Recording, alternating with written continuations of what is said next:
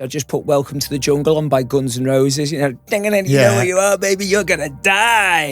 Mate, you're in the middle of nowhere. This was like proper Sticksville. She's just like, oh my God. Stereotypically, you would go neo-Nazi, dude. Did you come across any like dangerous situations? Obviously, you was running. Yeah, like obviously sure. the traffic was mental. First time I ran across the Mississippi, you know, it was a Baton Rouge and 4-lane highway, 200-foot drop, no pavement and no hard shoulder. So literally at the start of the bridge, I just put Welcome to the Jungle on by Guns N' Roses, you know, dinging it, you know where you are, baby, you're gonna die.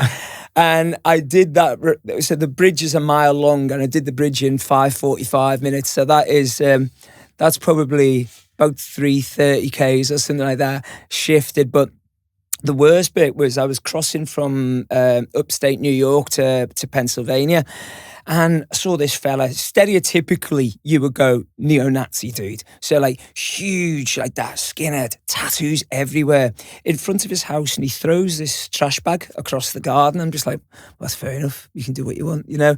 But then the bag hits the floor and rolls over, and his legs. I was like, it's a dog. It's a dog. You know, so he literally just grabbed his dog by the scruff of the neck. Oh.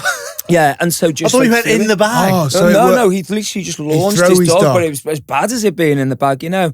And I'm just like, well, I should say something here, you know, being a vet, I've got to kind of intervene, but then my body was just going, mate, you're in the middle of nowhere. This was like proper Sticksville.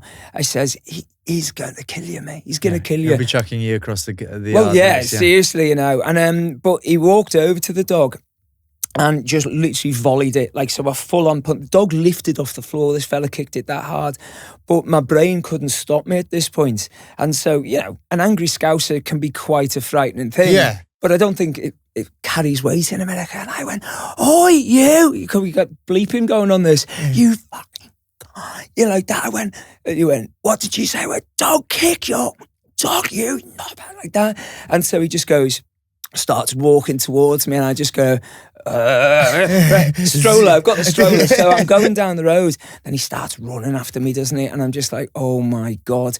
And so you can run 330s, mate, so you're all right. I know, like, I just got a stroller though. I'm probably safe here. It was flat, so thank God it wasn't uphill. And 200 meters later, I turn around and he's like hands on his knees, gasping and stuff like that. So I'm just like, what a champ I am, you know. And I tried to defend that dog's stuff again, wanker. Yeah, well, no. But then he turns round and runs back to his house. Doesn't walk back to his house. And I just thought, why would you run?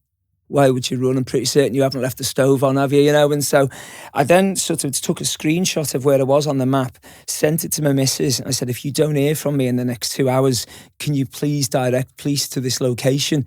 And like, so she gets a message and then goes to call me straight away, but I'd gone into an area where there was no phone reception.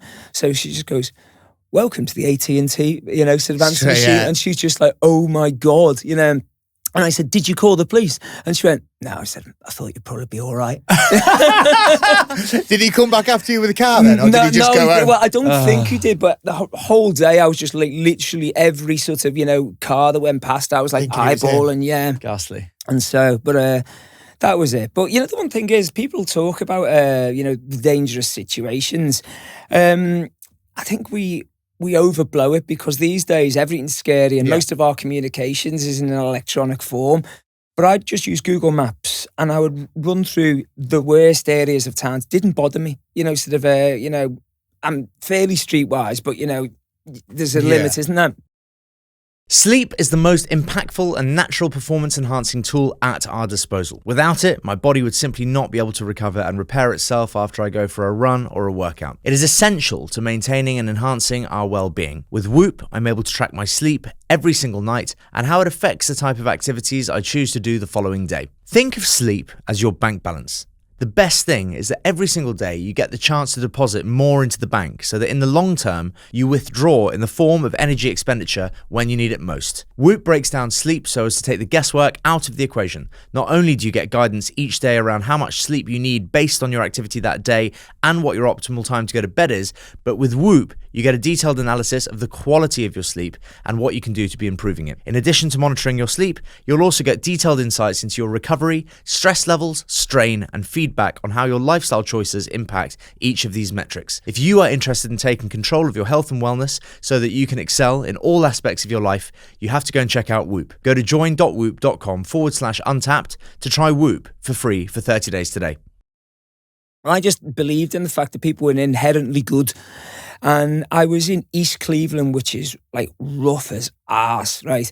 And I was went to like McDonald's and like, you know, because I would eat real junk over there just because it was cheap. Would they give it to you? Ever? Occasionally, yeah. Yeah. Sort of, there was a lovely, there's a Wendy's, my first ever Wendy's in Morristown, Tennessee. And I told the lady it was my first ever Wendy's, and she went, going with all these silky voices, goes, "I know what you're doing, honey." And then just like pushed the stuff. She went, and yeah, so that was good. But I did a little test of humanity when I was outside this Macca's in Cleveland. So I'd have my stroller and I'd have a little waste pack that would have me electronics in, my phone and my wallet. And so I would take that in with me everywhere. And I thought, you know what? I said, I'm just going to leave it. And there were loads of homeless lads outside that I let onto on the way. And so obviously treated them like a human. You know, I didn't just go, not speaking to the homeless dude. And so I just like said hello on the way and left the stroller there, went and ordered me food, deliberately didn't look at the stroller. So I wasn't like, what's going on here? Walked out. Everything's there, untouched. Money in the bag. You know, just like people are inherently good. And I think it's when you start putting people in boxes and avoiding people, then they naturally become defensive towards you, and you're more likely to. It's like you say, treat someone like a human being goes a long way, doesn't it? Exactly, man. You also said you ate a lot of junk food. Right. Yeah. This is funny, right? Because nutrition now is so talked about. You need to be fueling your body. You need gels, water, blah, blah, blah. Mackey's, Wendy's, you've just mentioned straight away. Like, was that your nutrition plan the whole way through? Was you drinking water? Was you gelling? Or was you just going, you know what, I'll have some Southern fried chicken nowadays? Early you know what doors I mean? with the water I had to, because it was like 38 degrees in like Mississippi and Alabama, and it was like 100% humidity. So I was probably getting through about like 10 to 12 litres of water a day, but still massively dehydrated because I didn't realise I wasn't sort of, taking in the electrolytes and stuff. So I kind of did that. I had, like, so when Nadine was with us, I'd wake up in the morning, I'd do a protein shake, but I'd put like just porridge oats in it, like cold, and just shake it up and drink it. And it's actually not as grim as it seems. And so lunch every day in the RV. This sounds weird. This is now sort of got you, mate, got a bit OCD here. Ham salad sandwich with Catalina dressing, whatever chocolate was there, and a can of pineapple Fanta. That was me lunch, you know. And then I had a beer every day, you know, so I just figured I'd earned that, you know, so 422 days, 422 beers, you know. That was just on the last night, actually, yeah. And, but like when I was on my own, I would like literally just whatever I could get, gas station nutrition. And I was in a place called Adrian, Texas, exact midpoint of Route 66, and I go over the road to get me standard Twix and a Gatorade. And on the way out, just a little thing catches me eye. It's a hot dog. I went, oh, I'm having one of them. Go over to me little motel, really deserted. Like this is like, you know, a 3-horse town, you know. Yeah. And 3 a.m, just wake up and I'm a little bit salivated here. And then I was just like, oh no, I'm gonna be sick, aren't I? And then 5 days of food poisoning. Just literally, I only all for that gluttonous hot dog. I know, yeah, and it was horrible as well, you know. But I only spewed twice, but I was other end like 20 times, you know. So I lost 6 kilos in 5 days, you know. And then the very final day before I was moving out, I would literally just do 400-meter reps from the hotel and back, you know, with a ton of toilet paper, because I just thought, if I can't get 400 meters away from the hotel, then I'm not going to be good. But there were a couple of, when I actually made progress the next day, that was rough.